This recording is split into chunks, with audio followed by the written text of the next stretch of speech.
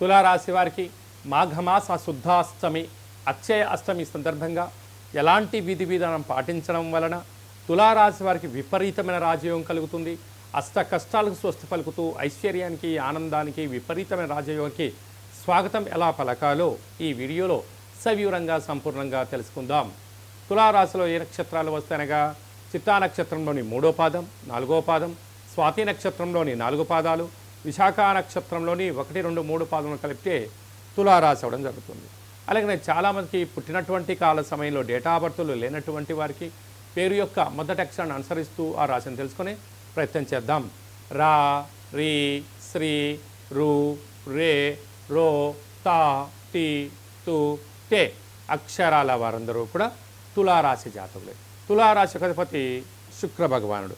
వీరికి ఏడాది తర్వాత అర్ధాష్టమ రవి, అర్ధాష్టమ బుధ సంచార స్థితి కనుక వీలైనంత వరకు తులారాశి వారు మీ జన్మ నక్షత్రం రోజున అష్టమి, పూర్ణిమ, అమావాస్య తిథులు ఎందున దూరావాయు జల ప్రయాణాలు పెట్టుకోవద్దు.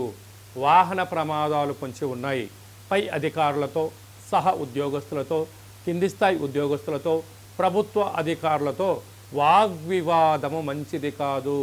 అహంకారాన్ని వీడండి, జ్ఞానంగా ఉండండి, పట్టుదలలకు వెళ్ళొద్దు.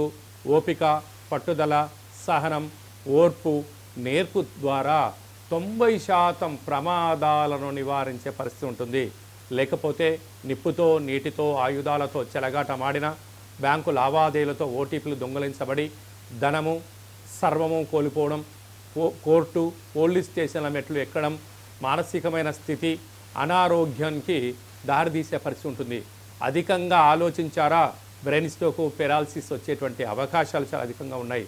కనుక సకాలంలో తిండి, సకాలంలో నిద్ర, ప్రశాంతమైన వాతావరణంగా ఏర్పరచుకోగలిగినట్లయితే తులారాశి వారు అనేక రకాలమైన వ్యాధుల నుండి, ప్రమాదాల నుండి, శత్రువుల నుంచి రక్షించుకునే సమయం ఆసనమైందని చెప్పి గుర్తుపెట్టుకోవాలి.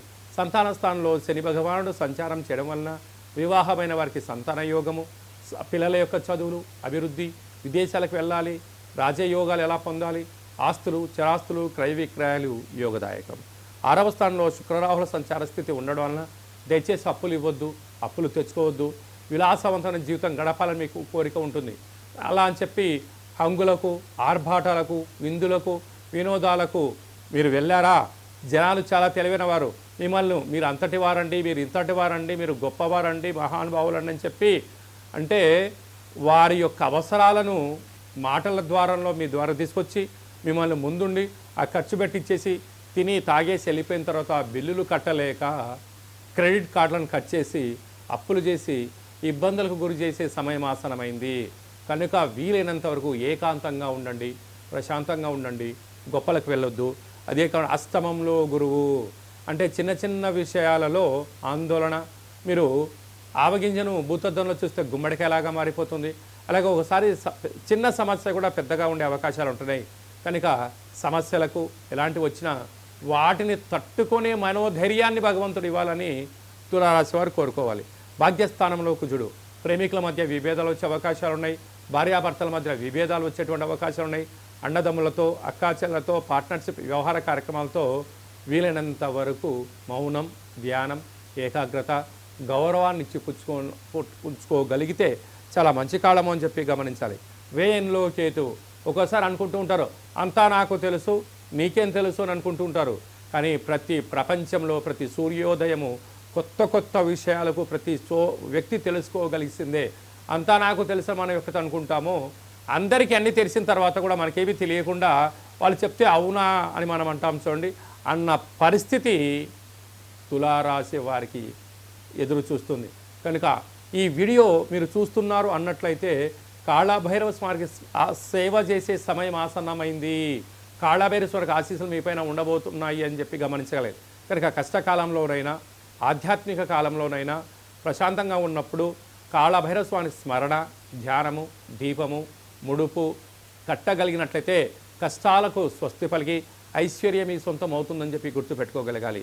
ఇన్ని వేల వీడియోలో ఈ వీడియో చూడడమే కాళభైరవ స్వామికి ఆశీస్సులు మీ పైన ఉన్నాయని చెప్పుకోవడానికి నిదర్శనము.